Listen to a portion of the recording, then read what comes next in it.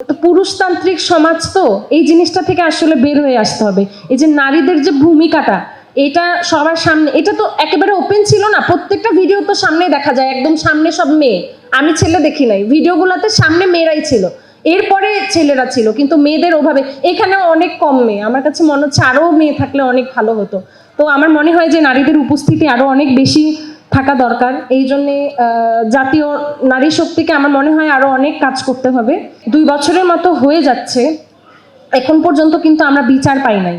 একটা ফাঁসিও এখন পর্যন্ত হয় নাই। এতগুলো ওপেন প্রুফ থাকার পরেও, ভিডিও, ছবি, এত কিছু থাকার পরেও না এখন পর্যন্ত কোনো ফাঁসি হয় নাই। আমাদের জুলাই শহীদ পরিবার কিংবা আহতদের অনেক বেশি দাবি দাওয়া ছিল না। আমরা চেয়েছিলাম যে অন্তত বিচারটা যাতে হয় আমাদের চোখের সামনে ভিজিবল। কিন্তু ওই যে একদম গতানুগতিক নিয়মে সবসময় জানি যে বাংলাদেশে বিচার হয় না, সেই জিনিসটার পথেই আমরা আগাচ্ছি যে বাংলাদেশে আসলেও বিচার হয় না। কিন্তু অন্তত আমি বলবো যে এই ব্যাপারটা আপনারা ছেড়ে দিবেন না। ওই যে নারীরা একটা সময় যখন গর্জে উঠে, নারীদেরকে দমায় রাখা যায় না, নারীরা অদম্য, আঙ্কেল বলছিল।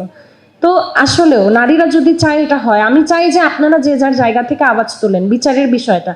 অন্য সব ইস্যু, বাংলাদেশ তো ইস্যু হয়, নতুন একটা করে ইস্যু ক্রিয়েট হয়, আর আগের জিনিসগুলো চাপা পড়ে যায়। কিন্তু জুলাইয়ে যেটা হয়েছিল এবং এতগুলো মায়ের কোল খালি করা হলো, এটা না চাপা পড়ে যাওয়ার মতো কোনো বিষয় না।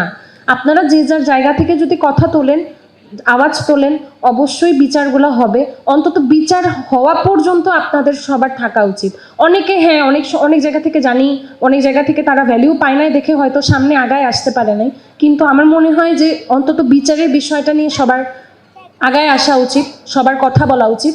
এবং যেটা বলে শেষ করতে চাই, জুলাইয়ের আন্দোলনে হুকুমদাতা থেকে হুকুম পালনকারী প্রত্যেকটা মানুষের শাস্তি আমরা দাবি করি।